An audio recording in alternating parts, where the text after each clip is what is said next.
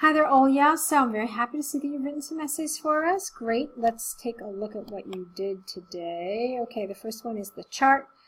Population, largest cities, population distribution, rural and urban. Great. Okay. In the millions. Let's see what you said. Where is it? Oh, interesting. It's got all three. Okay. Wow. The graphs illustrate the fluctuation. Careful in most urbanized cities between 1950 and 2010. It also compares the population distribution in rural and urban areas from 1980 till 2000. Okay, so I actually had to read this a few times because it's not 100% accurate.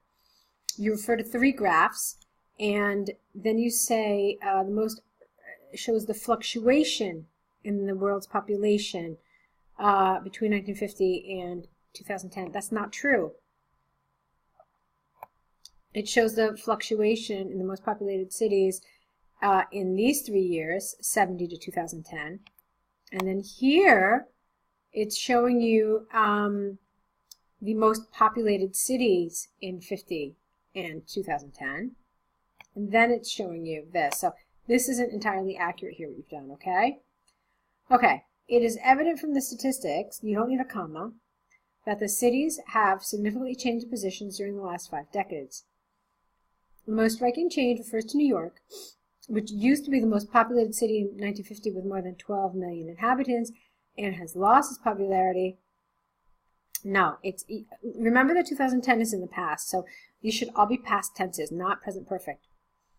With more than 12 million inhabitants and lost its popularity by 2010, being in 5th place among most densely populated cities. Okay, well, you could have added a little more about that. I think it's pretty interesting. It was actually not even in the top 5. It was not in the top 5 in 2010. I would be interested to know the top and the lowest numbers. So something like in 1950, New York was the most populated city at 12.5. Moscow rounded out the top 5 at 5.3%. 60 years later, the numbers and the most populated cities were remarkably different. Tokyo was the most populated at 27.6 million and Jakarta at almost 21 million. All right, and then you're done with that one. All right, so, but I did want a little extra information. Okay, let's see. The second most obvious trend lies in the constant population growth in all the cities. Tokyo being in the top 3 in 1950 with 6.5 million. What are you looking at? You're starting here? Okay. Okay. Let's see, but you talked about 1950, but this refers to 1970. So let's see what happened. Okay. And this confuses me too. 1950 with more than 12 million. All right, that's true. But in 1970, which is what we have here, it's about, I don't know, maybe like 13 or 14 million.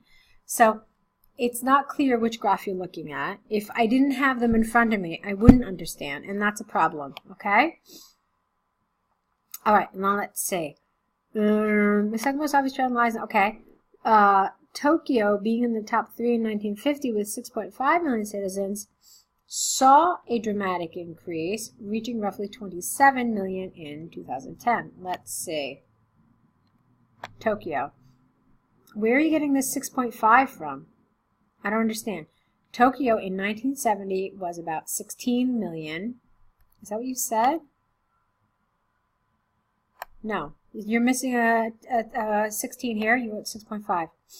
And then in 2010, it was around 27 million. What did you say? Okay, good. Well, in 1950, the most populated cities were New York, London, Tokyo, Paris, and Moscow, okay, respectively, not billion, million. These THESE statistics dramatically shifted, not have, because again, there should be no reference to the present, it should all be past tense. Tokyo, Bombay, Lagos, Shanghai, okay. Shanghai? Do you mean Shanghai? Shanghai. And Jakarta, seeing the population not grow. All right, fine. Okay, million. Again, not billion, respectively. Okay, starting in 1980, both rural and urban areas saw the population growth till 2000, where this trend began to shift, with rural areas starting to lose the popularity, ultimately hitting the same starting point of 3 billion. All right. I don't really understand this. No, I'm afraid I don't. What did I expect to see here? I expected to see that in 1980, billion? Okay, of the 5 billion people on Earth, 3 million lived in rural areas, while 2 million lived in in urban. This trend continued, and both started to increase until 2000, when the rural figures were about 3.5 billion and urban was just under 3 billion. After 2000, the rural population saw a decline when it reached 3 billion in 2010, while the urban population skyrocketed to 4 billion in 2010. Okay? So that's how I would have dealt with this. Check out what your problem is. There is no, I think you mean this to be your overview, but it's not an overview. It's not an overview because it does not talk about the main trends. All right? You're probably thinking, well, how can I talk about the main trends of 3 different graphs? And okay, fair enough, but there are certain things you could have said. You could have said that clearly the populations of cities are increasing, okay? The most populated cities have changed, okay? While the top 5, only Tokyo remains, okay? And clearly the urban population is where we can see growth. All right? That's how you could have done this. Then you could have gone to the statistics. You really needed to make clear which of the 3 graphs you were talking about. I got very confused because it sounded like you were talking about the bar chart, but you kept referring to 1950, so that was inaccurate and very confusing.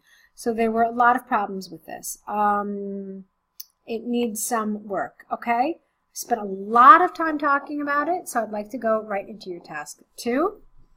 Computers are being used more and more in education. Discuss the advantages and disadvantages. Okay. It has been argued whether the increasing use of electronics in the learning process should take place. Not it has been argued, it has been debated, I think is better here. This essay will outline the pros and cons of such a trend and explain why there are more benefits to it rather than drawbacks. All right, great. On the bright side, with the advancement of electronics, education has become accessible with an eye to everyone, be it people in remote areas or people with disabilities. As a result, many have received an opportunity to study from home or from any place suitable for them. For example, even the disabled are now able to acquire a degree without being forced to leave their comfortable surroundings, with an S.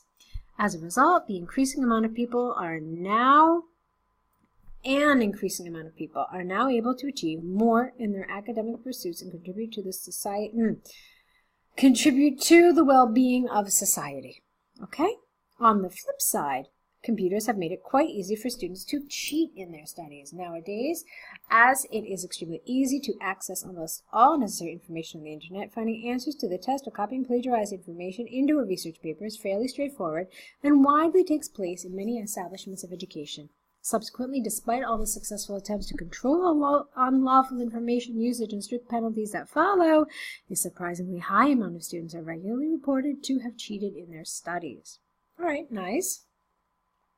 Based on the arguments provided, it is conclusively clear that the benefits of computer usage in studies outweigh, note T here, drawbacks. This is due to the fact that education authorities successfully fight cheaters, which makes the usage of computers more advantageous. All right, that's nice. It read very easily. It was clean. It was clear. There's one fairly large problem as far as I'm concerned. You are in favor of computers, which means that this paragraph needs to go second. We always talk about the side that we disagree with first, and then we leave the side that we agree with to be closer to our conclusion. All right, there are a lot of reasons for that, but the main one you need to know is that it's a convention of essay writing. Okay, so good job with these essays. I hope that I will get to see more of your essays in the future. I would like to work further with you, so do submit more essays to us. I'm looking forward to it. So I want to wish you lots of good luck. Okay, thanks a lot.